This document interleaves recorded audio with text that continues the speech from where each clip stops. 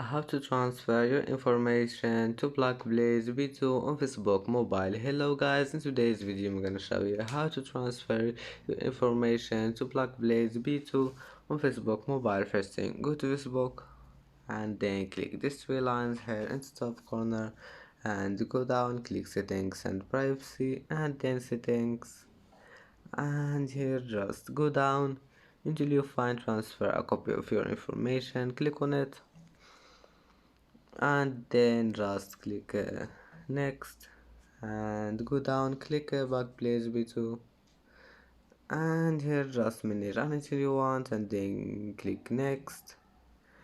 And now just connect your Facebook with Backblaze.